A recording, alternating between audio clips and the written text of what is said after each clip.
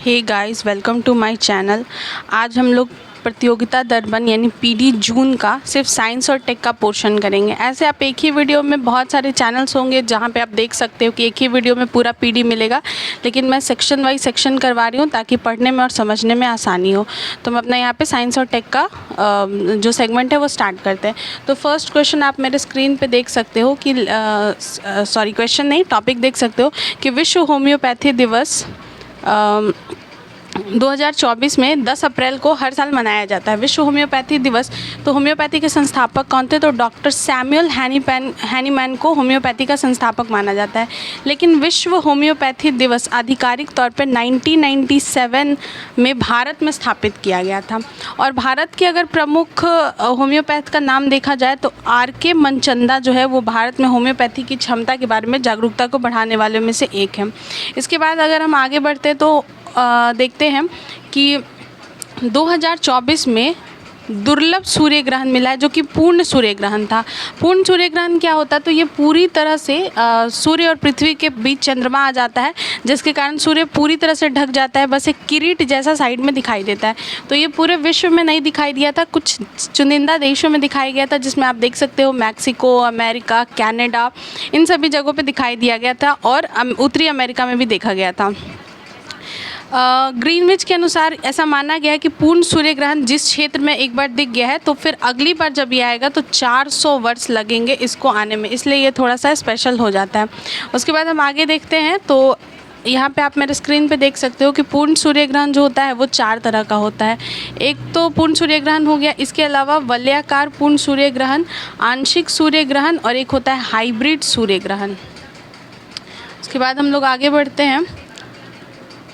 आगे ये topic important है साइंस और टेक में कि शोधकर्ताओं ने विकसित की है सिंथेटिक प्लेटलेट्स। और ये किसने विकसित किया है? तो नॉर्थ कैरोलिना स्टेट यूनिवर्सिटी और चैपल हिल स्थित नॉर्थ कैरोलिना यूनिवर्सिटी ने इसको विकसित किया है।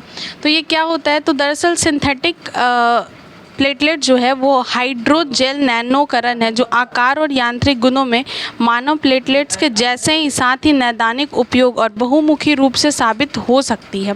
ठीक है। उसके बाद प्लेटलेट्स क्या होता है? तो प्लेटलेट्स तो आप जानते ही होंगे, प्लेटलेट्स जो होते हैं वो थ्रोम्बोसाइट के रूप में जाना जाता है और हेमोस्टैटिन के लिए आवश्यक छोटी डिस्क के आकार की रक्त कोशिकाएँ हैं, ये रक्तस्राव को रोकने में सहायता करती हैं। ठीक है। अब हम लोग आगे देखते हैं नई पीढ़ी की बैलिस्टिक मिसाइल। यहाँ पे आप देख सकते हैं नई पीढ़ी की बैलिस्टिक मिसाइल अग्नि प्राइम का सफल परीक्षण किया गया। तो ये कहाँ किया गया है? तो उड़ीसा के तट पे डॉक्टर APJ अब्दुल कलाम द्वीप पे वहाँ किया गया। किसके द्वारा किया गया है? तो ये DRDO के द्वारा किया गया है। ठीक है। उसके बाद हम आगे देखते हैं तो अग्नि प्राइम मिसाइलें जो है भारत के परमाणु हथियार वितरण की रीढ़ की हड्डी है, जिसमें पृथ्वी, कम दूरी की बैलिस्टिक मिसाइल और लड़ाकू विमान भी शामिल हैं। और भारत ने अपना परमाणु त्रय पूरा कर लिया है और परमाणु संचालित बैलिस्टिक मिसाइल पनडुब्बी INS अरिहंत के निवारक गश्ती करते हुए दूसरी स्ट्राइक क्षमता का संचालन कर लिया है। ठीक है। इसमें आप आगे देख सकते हो कि अग्नि प्राइम के बारे में क्या क्या इंपॉर्टेंट है। तो इंटीग्रेटेड गाइडेड मिसाइल है। इसके अलावा ये कनस्तर आधारित है जिसकी मारक क्षमता है 1000 से 2000 किलोमीटर के बीच में। और बस इसमें इतना ही आपको याद करना है। उसके बाद आगे आप देख सकते हो हेपेटाइटिस रिपोर्ट 2024 आया है, जिसमें बोला गया है कि दुनिया भर में 2.9 करोड़ लोग हेपेटाइटिस B के संक्रमण के साथ जी रहे हैं। हेपेटाइटिस मुख्यतः क्या होता है? तो ये एक वायरल बोल सकते हैं बीमारी है जो कि मुख्यतः लिवर से रिलेटेड होती है, जिसमें यकृत में सूजन आ जाता है और भारत भी जो है वो हेपेटाइटिस से बहुत ज़्यादा झेल रहा है। उसके बाद अगर आप आगे बढ़ते हैं तो यहाँ पे देख सकते हो कि हेपेटाइटिस लिवर का एक सूजन होता है जो लिवर जो है वो हमारे पोषक अंगों को संधारित करता है। अगर लिवर में ही प्रॉब्लम आ जाएगी तो फिर बॉडी अच्छे से फंक्शन नहीं करेगा। इसके अलावा हेपेटाइटिस के कुल 5 प्रकार हैं। यहाँ पे आप देख सकते हो A, B, C, D, E, और जिसमें से कि आप देख सकते हो कि हेपेटाइटिस B जो है उसका टीकाकरण द्वारा ठीक किया जाता है, लेकिन हेपेटाइटिस C को इलाज और दवाओं के माध्यम से दूर किया जा सकता है। उसके बाद हम आगे बढ़ते हैं। कोडाई कोनाल जो सौर वेधशाला है उसके 125 वर्ष पूरे हुए हैं। तो 1 अप्रैल 2024 को भारतीय खगोल प्रौद्योगिकी संस्थान ने कोडाई कोनाल सौर वेधशाला की 125वीं वर्षगांठ मनाई है।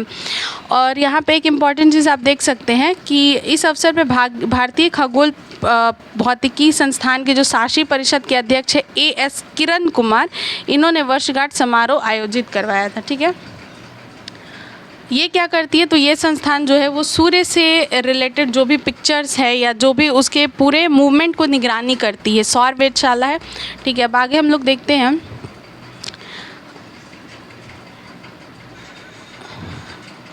कार्बनिक इलेक्ट्रोकेमिकल ट्रांजिस्टर निर्माण की नीति है। तो ट्रांजिस्टर क्या होता है, तो ट्रांजिस्टर एक ऐसा उपकरण है जो इलेक्ट्रॉनिक और आयनिक धाराओं के प्रवाह को एक साथ नियंत्रित करने में सक्षम होता है।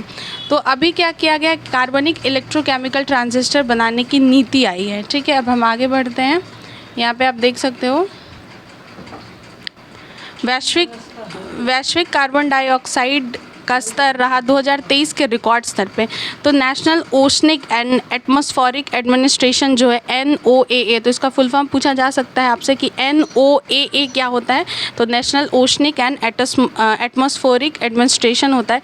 इसने क्या किया है, इसने अभी अपने एक रिपोर्ट जारी किया जिसमें बताया है कि वैश्विक कार्बन डाइऑक्साइड जो है वो अपने रिकॉर्ड स्तर पर पहुँच गया है। अब इतना ज़्यादा कार्बन इमिशन का क्या कारण है, तो इसका कारण यहाँ पर आपको देख सकते हो कि इस साल जो है वो ला नीना और एल नीना का प्रभाव पूरे विश्व में देखा गया, जिसके कारण जगह जगह पे अग्नि उत्सर्जन के साथ साथ जीवाश्म ईंधन और कार्बन डाइऑक्साइड निरंतर वृद्धि कर रही है, जिसके कारण कार्बन डाइऑक्साइड का जो स्तर है वो बहुत ज़्यादा ऊपर पहुंच चुका है।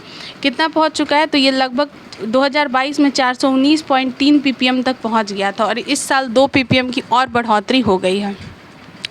उसके बाद यहाँ पे आप देख सकते हैं क्रांतिकारी ऑटोमेटेड ईंधन इथेनॉल 100 लॉन्च किया गया है।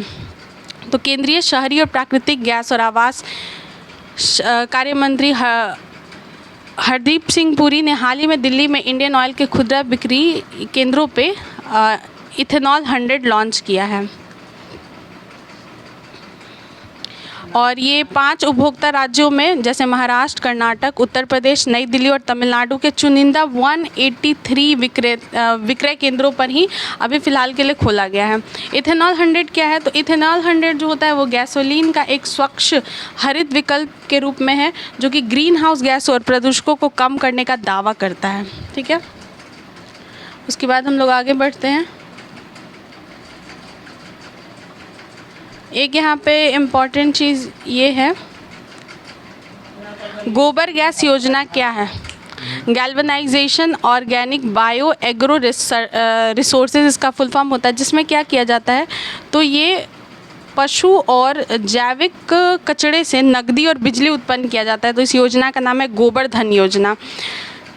उसके बाद हम आगे बढ़ते हैं, तो यहाँ पे देखते हैं GSAT-1 उपग्रह को लॉन्च किया गया है। GSAT-1 उपग्रह क्या है, तो ये हाल ही में टाटा एडवांस सिस्टम्स लिमिटेड ने TASL ने GSAT-1 उपग्रह को लॉन्च किया है। और ये क्या है, तो ये GSAT-1 भारत के निजी क्षेत्र में पहला सैन्य जासूसी उपग्रह होगा। तो इसको टाटा एडवांस के द्वारा लॉन्च किया गया है और इसे SpaceX के फाल्कन 9 रॉकेट से फ्लोरिडा के कैनेडी स्पेस सेंटर से प्रक्षेपित किया गया। तो इस टॉपिक में बस इतना ही इम्पॉर्टेंट है। अब हम लोग आगे बढ़ते हैं। यहाँ पे आप देख सकते हैं ग्लेशियर इतनी तेज़ी से पिघल रहे हैं कि हमें घड़ियों को पृथ्वी के घूर्णन के अनुरूप रखने के लिए नकारात्मक लीप सेकंड जोड़ने की आवश्यकता है। इसी को ही लीप सेकंड कहा जाता है। तो अभी तक 1970 के बाद से आप देख सकते हो कि पृथ्वी से थोड़ा तेज घूर्णन के कारण लीप सेकंड को 27 बार जोड़ा गया है। ठीक है, उसके बाद है बायो माइनिंग। तो दिल्ली नगर निगम ने गाजीपुर और भलवा में अत्यधिक संतृप्त लैंडफिल साइटों को साफ करने के लिए एक बायोडीजल परियोजना शुरू की है। बायो माइनिंग या जिसे फाइटो माइनिंग के रूप में भी जाना जाता है, इसमें बैक्टीरिया और आर्किया जैसे सूक्ष्म जीवों का उपयोग करके अयस्कों और ठोस पदार्थों से धातु निकाला जाता है। ठीक है, उसके बाद ये इम्पॉर्टेंट क्वेश्चन है, भारत में घरेलू जीन थेरेपी शुरू की गई है। तो ये किसने लॉन्च किया है, तो भारत की राष्ट्रपति द्रौपदी मुर्मू ने IIT बॉम्बे में भारत की पहली कैंसर जीन थेरेपी लॉन्च की है। ये कैंसर के खिलाफ लड़ाई में एक बड़ी सफलता सिद्ध होगी। और टी कोशिकाएं क्या होती है, तो टी कोशिकाएं एक प्रकार की श्वेत रक्त कोशिकाएं या WBC है जो प्रतिरक्षा प्रणाली को कीटाणुओं से लड़ने में मदद करती है। ठीक है, अब हम लोग आगे चलते हैं।